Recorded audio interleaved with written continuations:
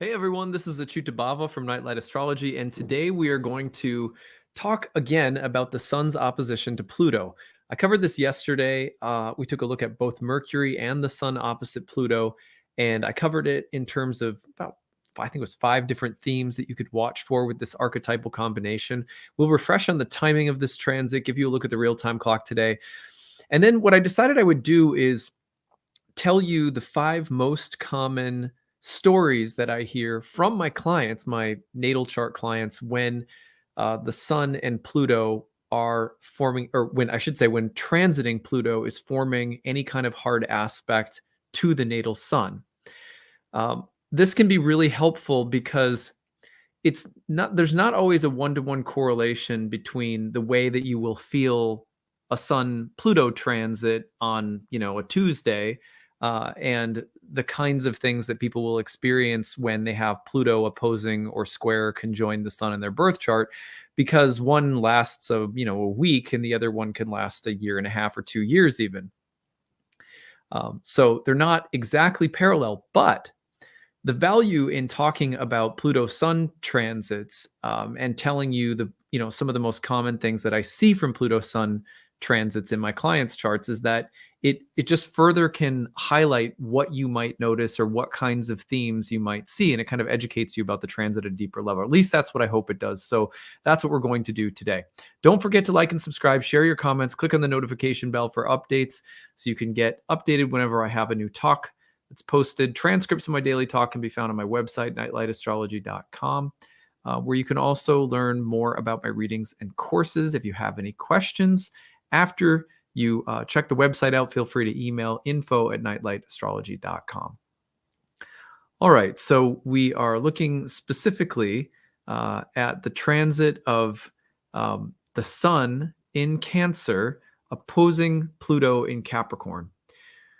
So this takes place today, July 19th, but you probably have been feeling it over the past weekend, especially with Mercury also going through the opposition to Pluto. It's kind of very similar in some ways. And for more on that, watch yesterday's video for the start of the week. But as the week goes on, you'll be continuing to feel Pluto and the sun opposing one another until about Friday, when the sun enters the sign of Leo, and then the dynamic changes. So with that being said, let's take a look at the real-time clock and just refresh on what this actually looks like in the sky. So you can't see Pluto. Pluto's invisible. But what does it look like in the chart? So here's the sun opposing Pluto from Cancer to Capricorn. That's July 19th, but it lasts all the way until Friday. So you'll be feeling this all the way until Friday. Let me just advance the wheel a little bit. You can see here's Thursday, and by Friday in the afternoon, you can see the sun is culminating at 29:57 Cancer. And by later in the evening on Friday, we'll be moving into Leo, its home sign.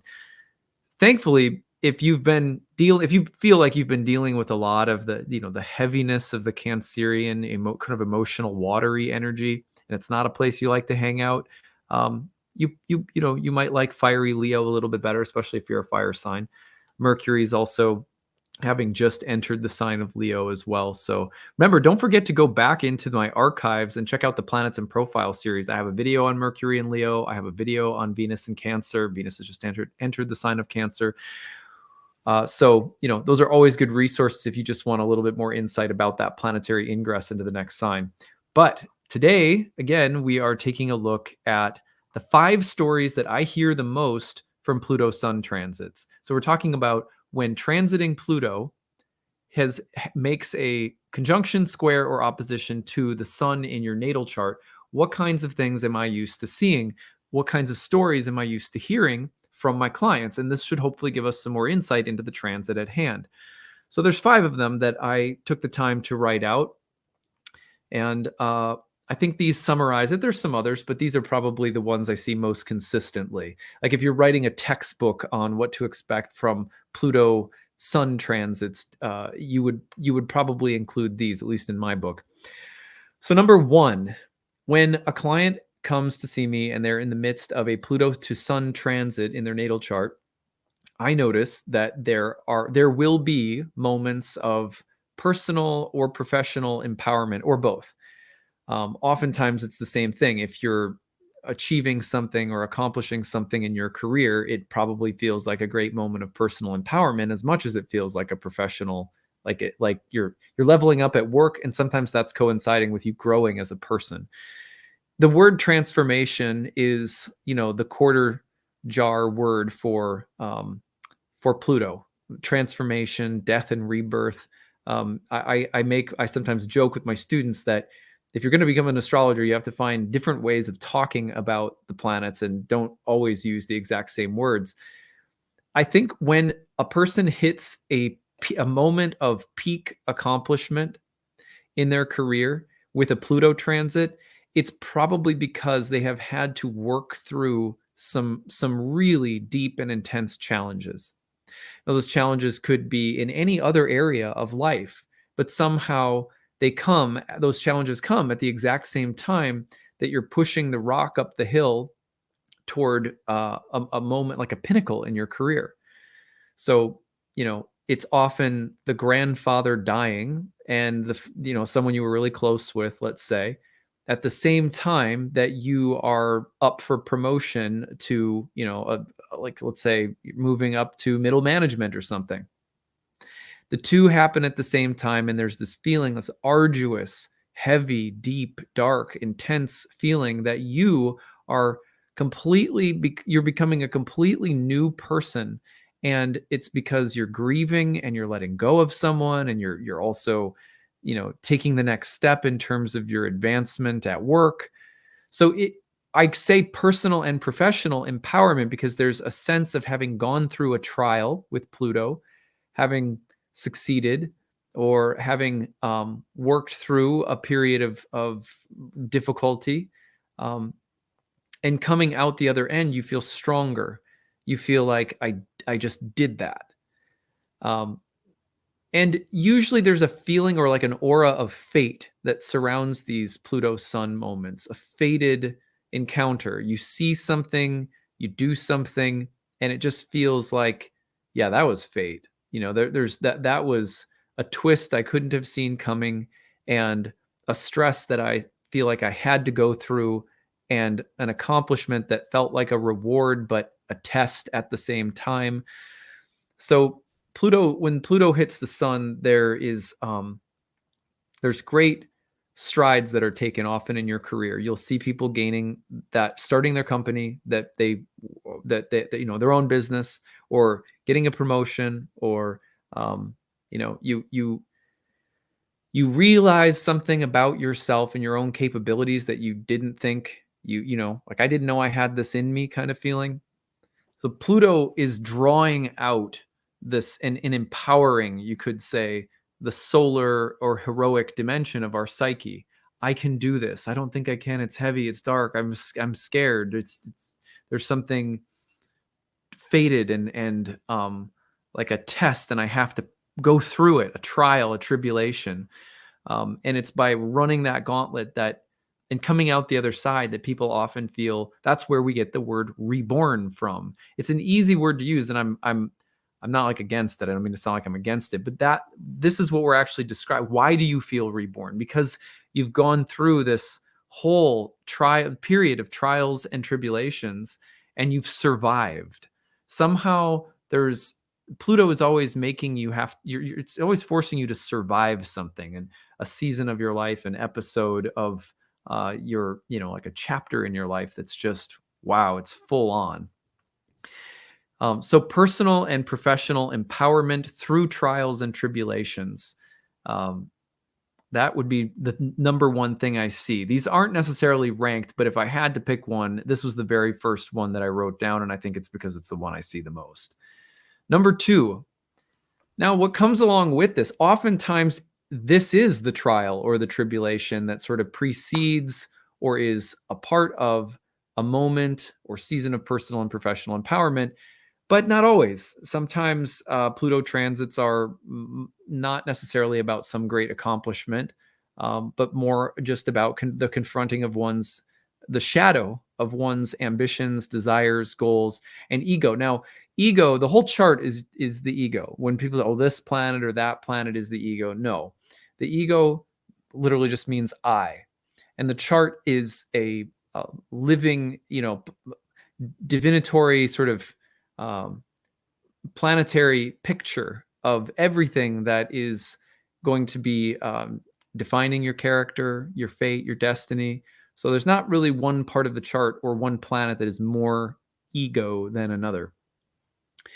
So when we talk about the sun and ego, what we mean is the ego insofar as your ego is defined by or related to the things you want or desire, or the things that you are ambitious about or that you are trying to achieve.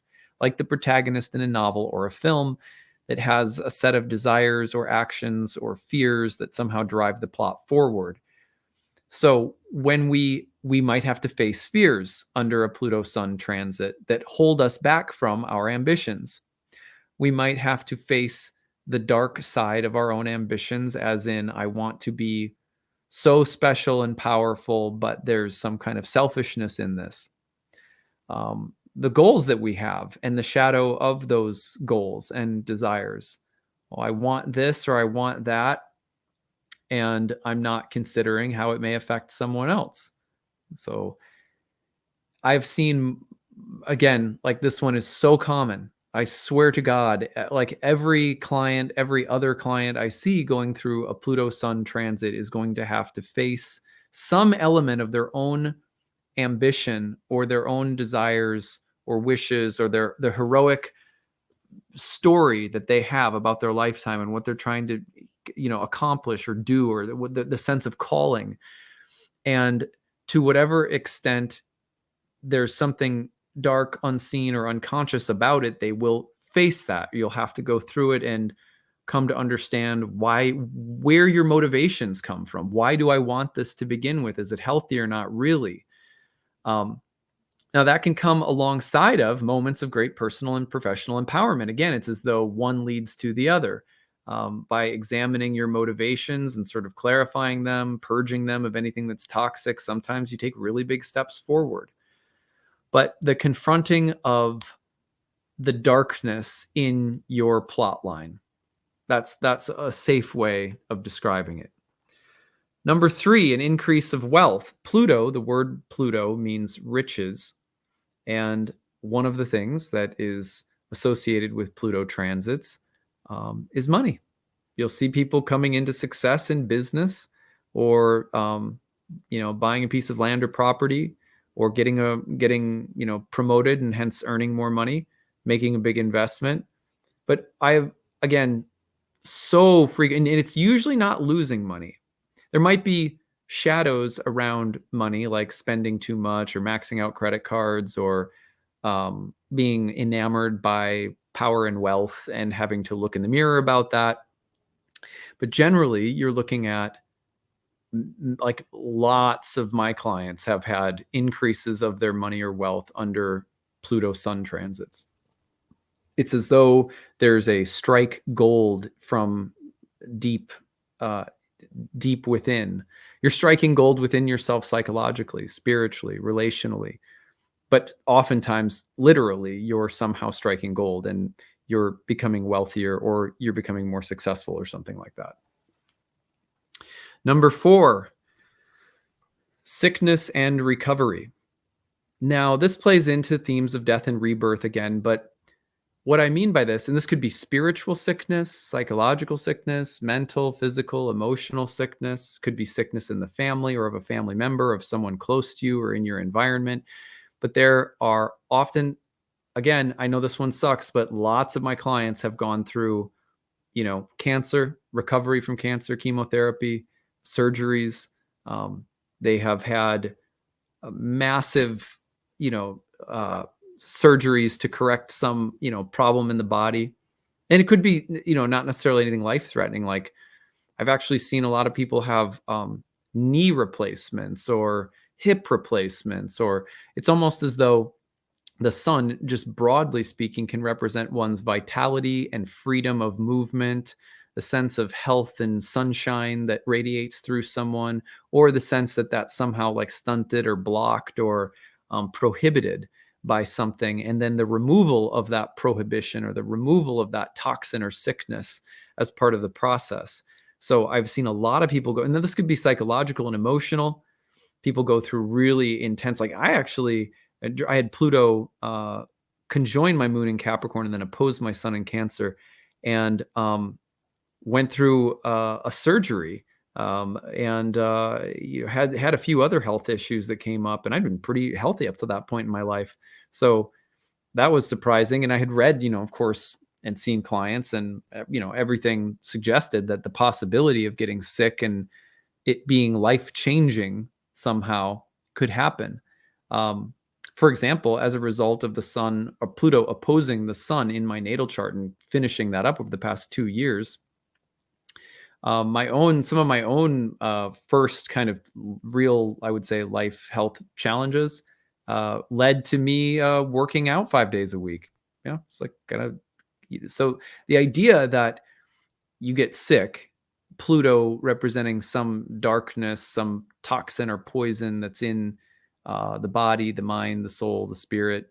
That's one part of it. But the other part is usually that there is, again, this theme of survival and of coming out the other side, having been deeply changed because of what you went through. Now, I don't want that to scare people, because I would say the vast majority of people that I've spoken with who have had anything come up during a Pluto Sun transit regarding their health, it has not been life-threatening. It has been challenging, and maybe puts them in touch with the fact that everyone and everything is, mortal in this world. It's going to die and pass away and change. But they'll, these, like for me, it was truly life-changing, because it was a much deeper grasp of my own physical limits and mortality than I had ever really had before. I dealt with a few things over the course of a couple of years. And then, as the Pluto transit passed on, I got better. And so there's something, there's a profound process of sickness and recovery associated with the transit. Number 5, I've said it a million times, the death of solar figures. You can see fathers die, solar figures die or pass away, or transformation related to solar figures, including leaders or famous people, heroes, any kind of solar figure. I'm not going to say more about that because I said a bunch about that yesterday, but those are my 5 things that I see the most, hear the most from my clients. I hope that you find that useful. I would love to hear your stories. Use the hashtag grabbed, put your stories in the comments section, or email grabbed@nightlightastrology.com. We aggregate those stories and share them. And don't forget to like and subscribe, share your comments, click on the notification bell for updates. Did I say that already? Maybe I said it twice. I don't know. Anyway, you can always find a transcript of my daily talks on the website, nightlightastrology.com. That's what I've got for today. We'll see you guys again tomorrow. Bye.